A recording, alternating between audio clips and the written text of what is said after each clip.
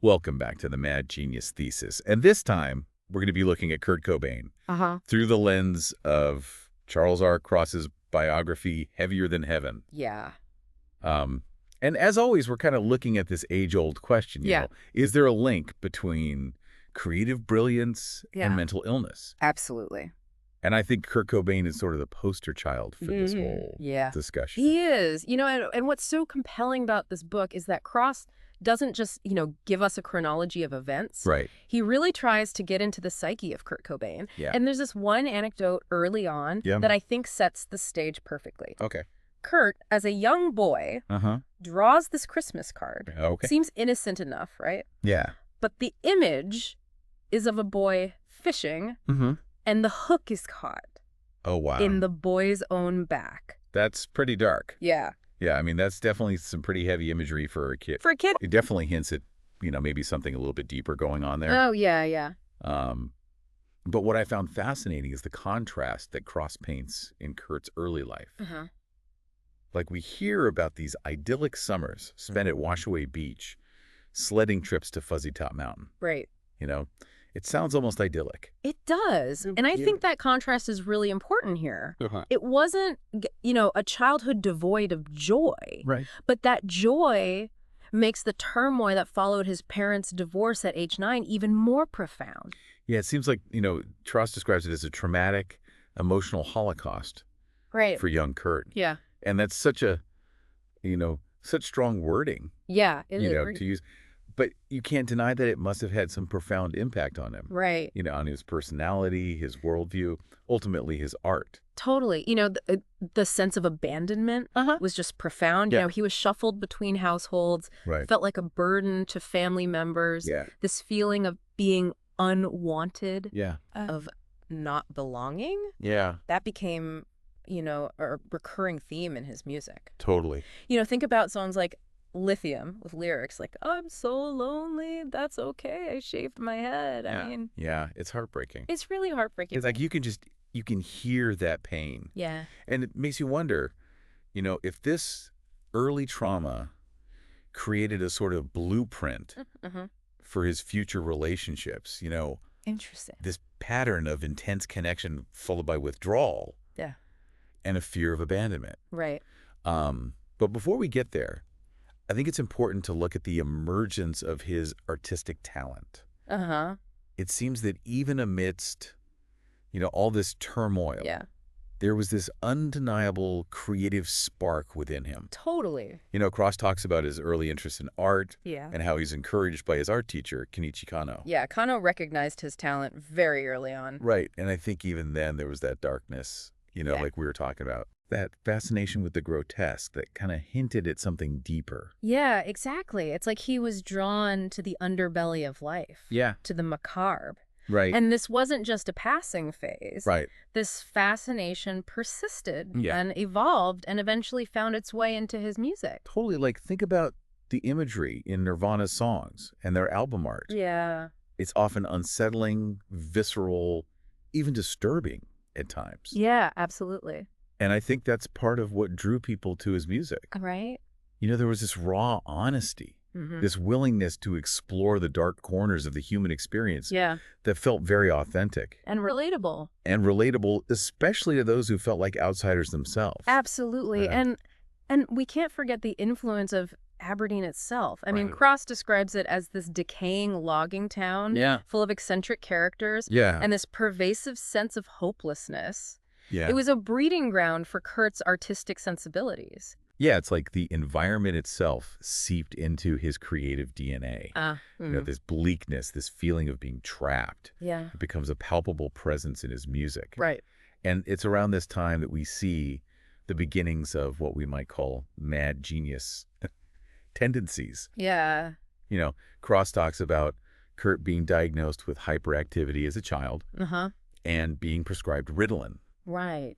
And, this is where it gets really interesting. Right. At least for our thesis. Absolutely. Was there a connection between his hyperactivity, his possible struggles with mental health, and his burgeoning creativity? It's a question that will follow us throughout this whole deep dive. It really is. And it's not just the hyperactivity. Cross delves into Kurt's early journals and writings, Yeah. which reveal a really complex inner world filled with anxieties and insecurities. Yeah. And a deep-seated fear of repeating his parents' mistakes. Right. And there's this constant push and pull between his desire for connection and his fear of intimacy. Yeah, it's like he's almost sabotaging himself. Yeah. Before anyone else can. Yeah. And this is where his relationship with Tracy Miranda comes into play. Right.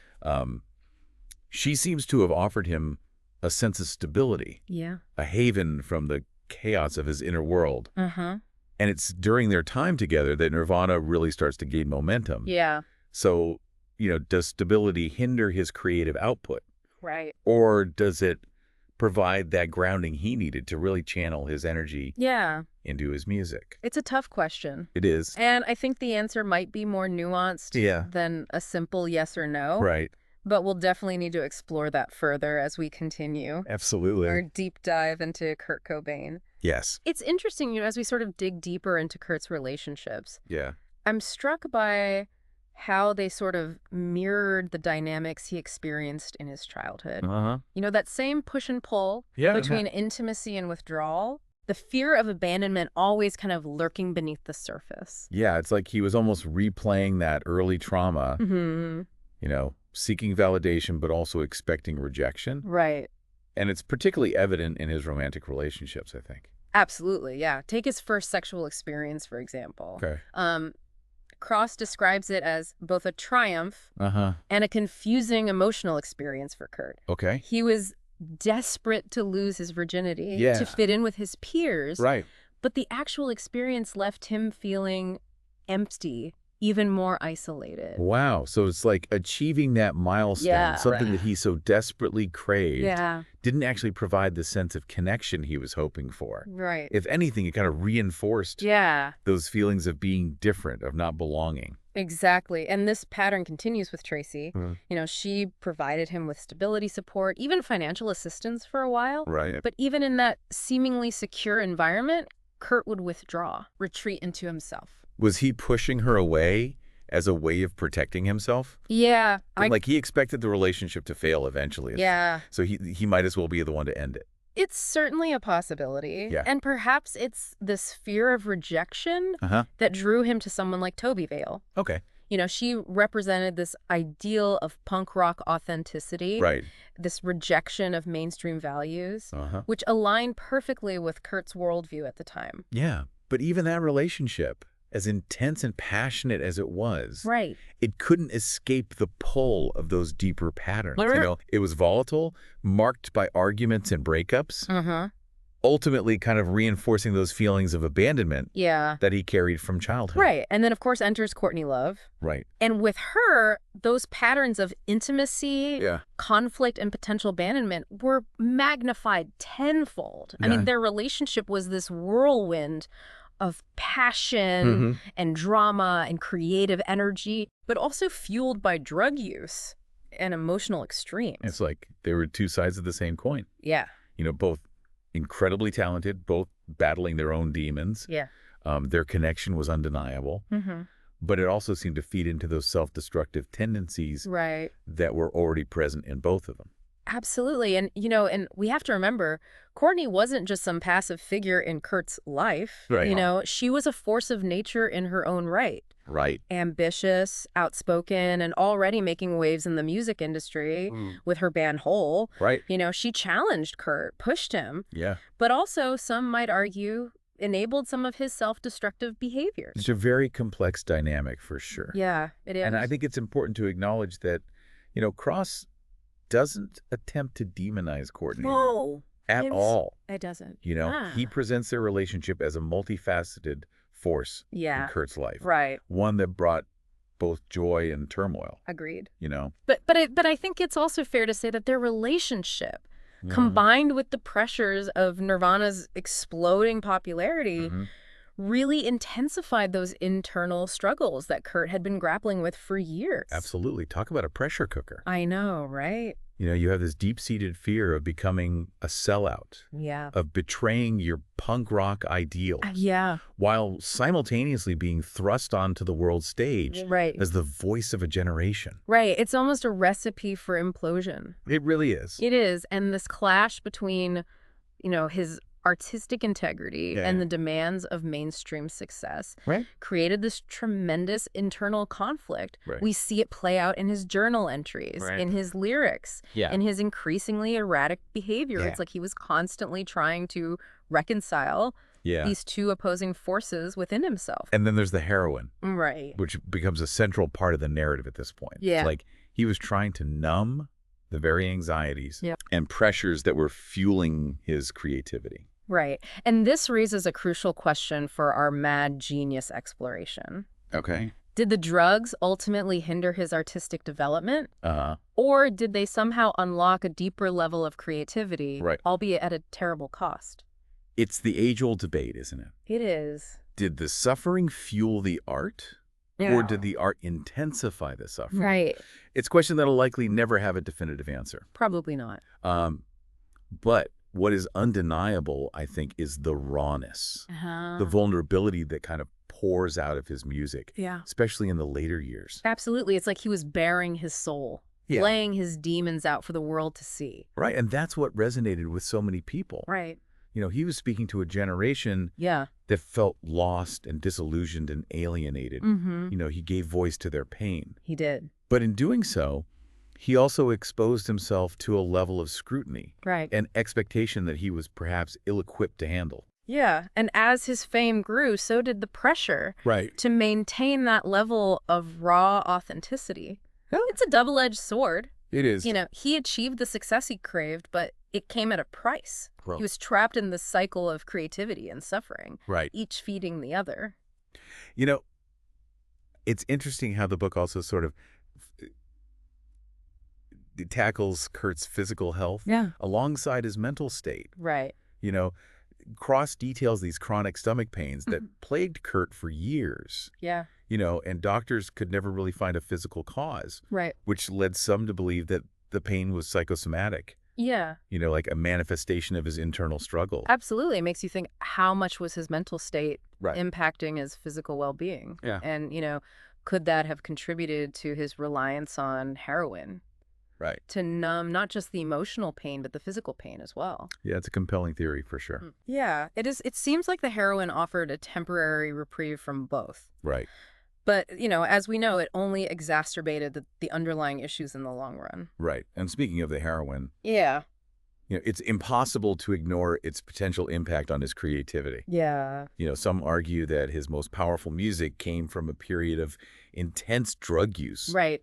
Others believe it ultimately stifled his artistic growth. It's a complex question. It is. There's no doubt that his later work, particularly In Utero, delves into darker, more introspective territory. Yeah. But, whether that's solely attributed to the drugs or a natural evolution of his artistic voice is debatable. Yeah, I find it fascinating how In Utero is often seen as this reaction to the massive success of Nevermind. Right. It's almost like he was deliberately pushing back against expectations, rejecting that polished sound that had brought him mainstream recognition. Absolutely. There's a raw, almost abrasive quality to In Utero that just feels intentional. Right. It's like he was stripping away the layers, exposing the vulnerability and pain that were always present beneath the surface. Yeah, and you can hear that desperation, that urgency in his vocals. Yeah.